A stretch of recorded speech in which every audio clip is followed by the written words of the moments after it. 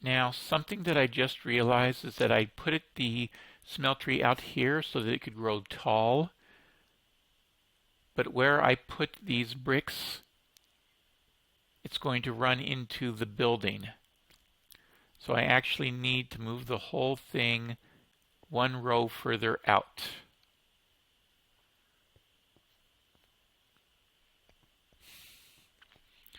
Kind of a bummer, but it's going to give me serious trouble in the future. Now I need to find out, is it harmful to step into this when it is lavaed but not doing anything? Does this hurt? No. I actually thought you took damage and put blood into this thing when you jumped into it like that.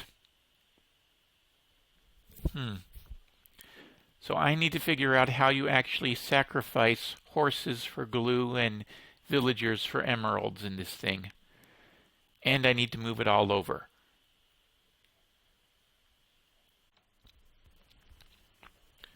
So I've managed to get this moved over. It's no longer going to run into the building as I grow it upwards. But I'm realizing what I do not understand is how do you deal with the lava piping into the tank as it goes upwards. If the tank has its input on the top over here, how do you build up the next layer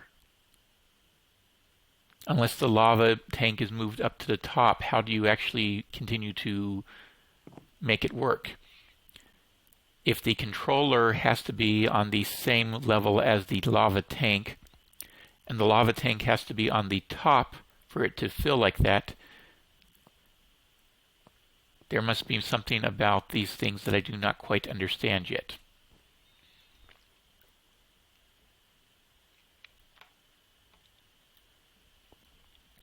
Now the last thing is, as much as I don't have to worry because I know this island is fully lit, I'm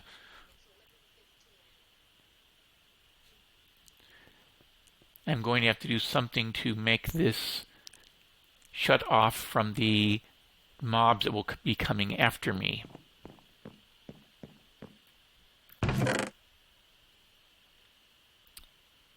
I thought I had a door in here.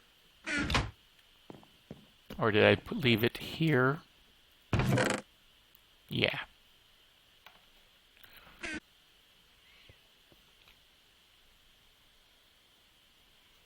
There we go. So somebody could still come in this way, so it's not yet a really good solution.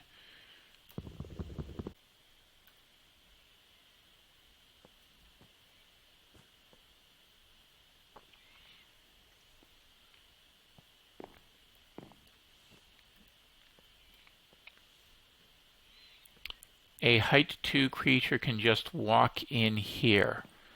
So that actually does nothing. I will figure out something. Let's start by grabbing some stuff to smelt.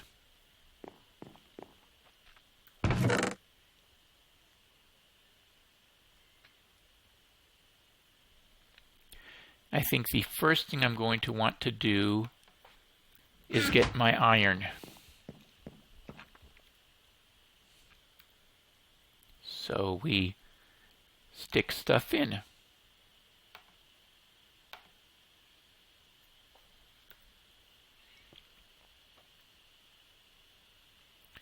Now I thought that when you had this thing working you could see what you were cooking in the smeltery itself. And you're supposed to see red bars going up as you cook things.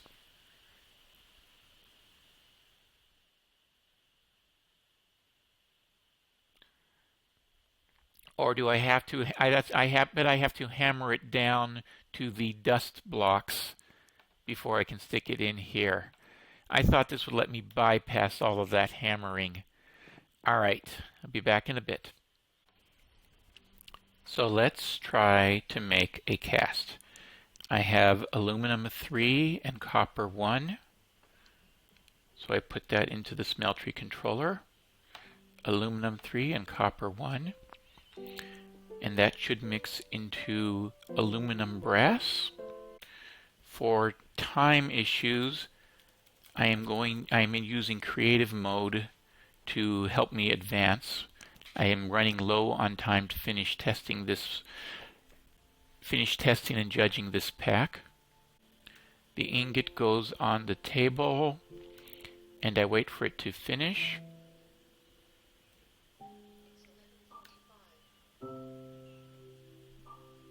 That gives me, oh! I was not aware that it destroyed the material that you used for the ingot. And then my quest book.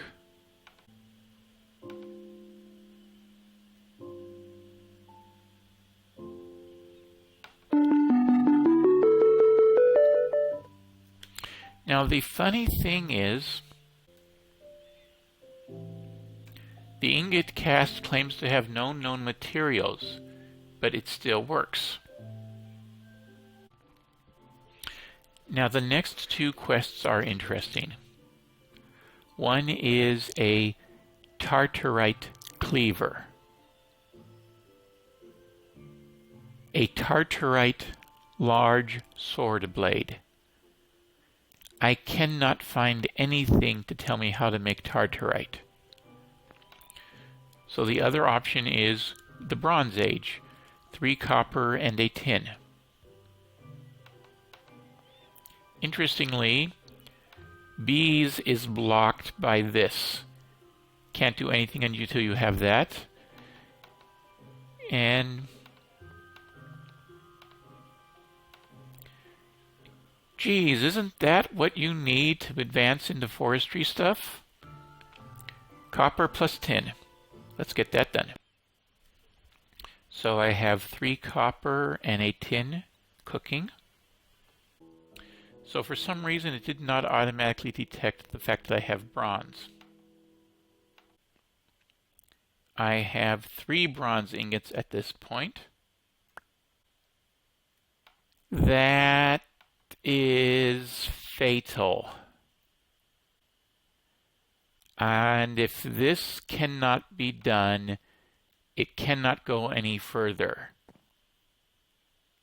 I am going to stop here for the night. I'm going to upload this short segment and hopefully somebody can tell me what's going on. So the copper and tin combine in the crafting table, not the smeltery, to make bronze. This is the bronze that the tinkering wants. And we get a reward bag.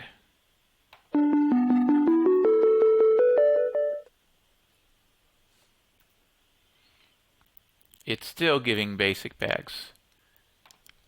And this basic bag is more dust. I still have no idea how to get tartarite. But now the bees are available.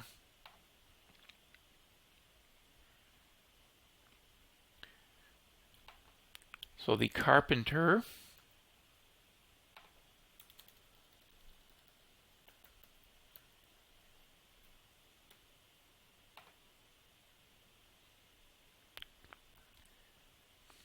six bronze, 2 glass, and 8 bronze.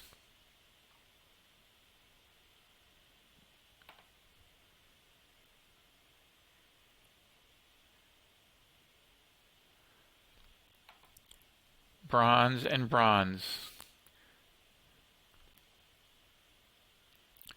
Alright, so let's make 14 bronze. Hey, what do you know? We've got 16 bronze. So we just need some glass. Have I cooked any glass yet? No. So let's grab some sand, glass.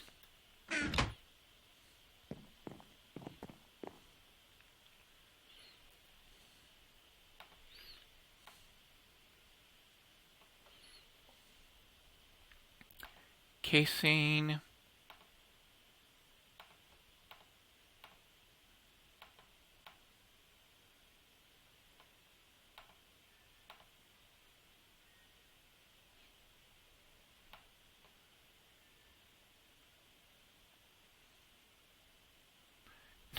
Not aluminum brass. Not aluminum brass. Bronze. Carpenter.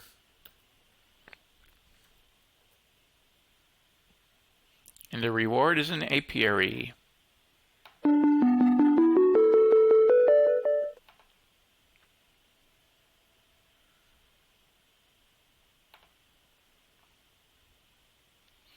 Time for the industrial bee revolution. Industrial apiary.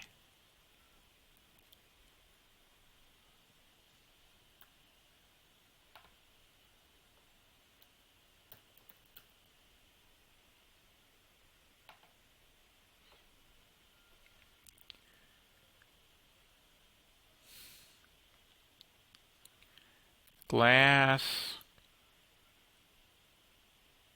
casing, pistons, bronze gears, and what?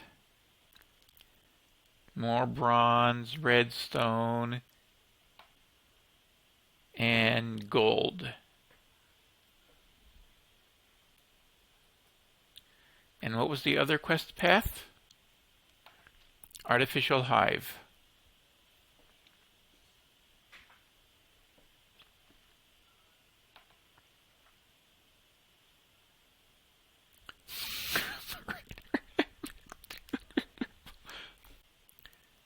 A barrel full of seed oil from an artificial hive. And an artificial hive is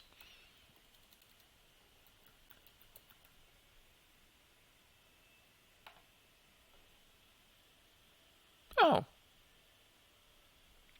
And what's a hay bale? Oh, that's pretty simple. 9 hay, 9 string.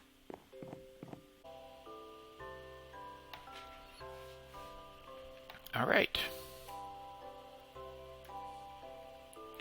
And that gives me a scented hive and a scoopinator.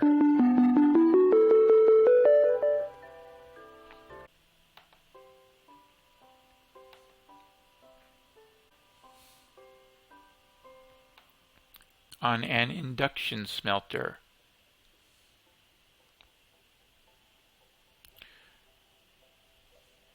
So I need to make an induction smelter and a forest hive.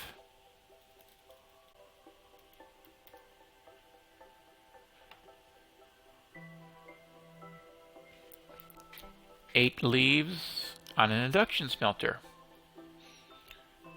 So what is an induction smelter?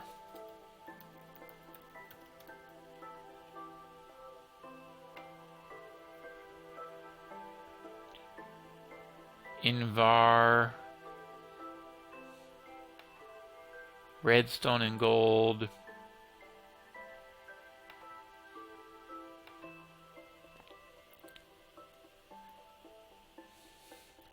iron, glass, and a tin gear. So 5 tin.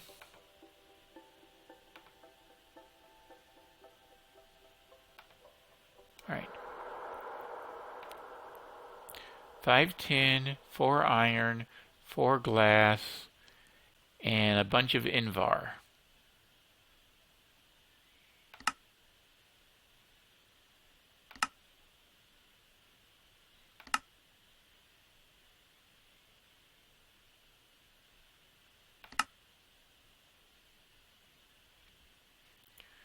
Iron plus nickel.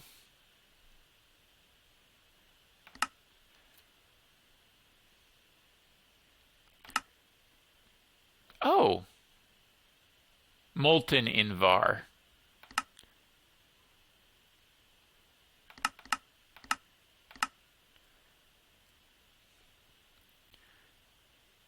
Iron and nickel. Let's see if iron and nickel... And how do I make an alloy smelter?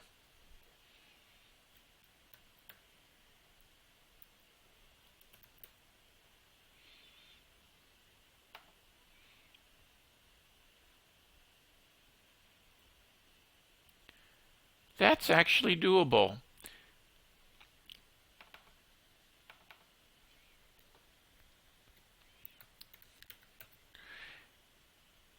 An induction smelter requires Invar, and you can make Invar in an induction smelter, which doesn't work. The other way is to make it in an alloy smelter, or maybe in the casting table.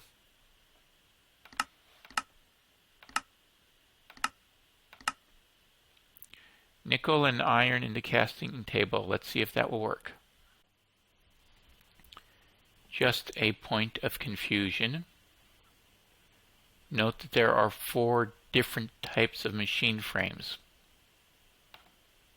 The basic one has a much simpler crafting recipe. This tin gear is absolutely driving me bonkers.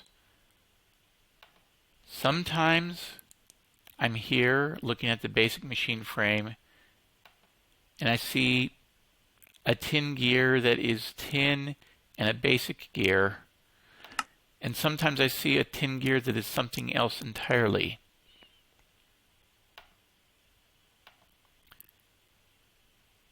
It has been driving me bonkers trying to make that.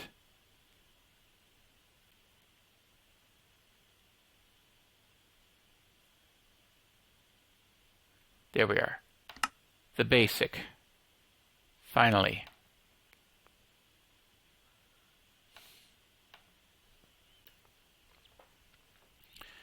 And the quest book. Induction smelter.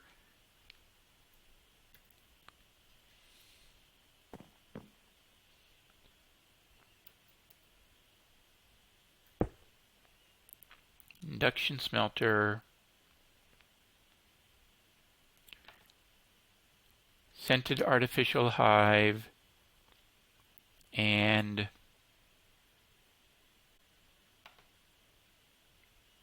8 oak leaves.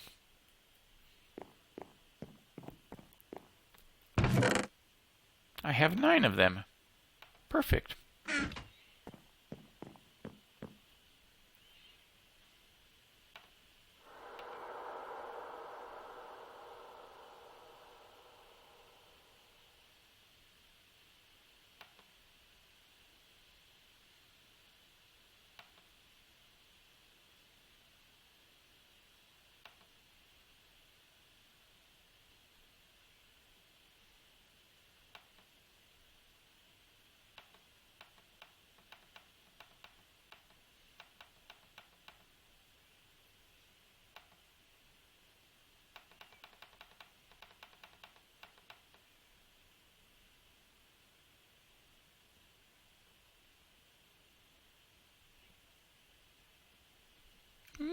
What?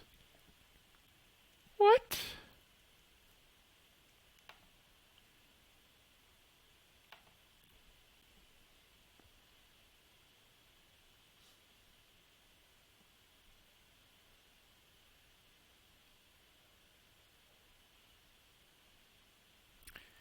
It would have been nice if it provided me with a tutorial on how to make RF.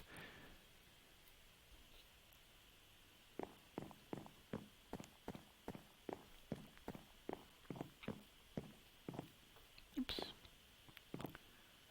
Fortunately, I have something that makes RF. I'll hook that up tomorrow. Right now it's bedtime for me. Good night.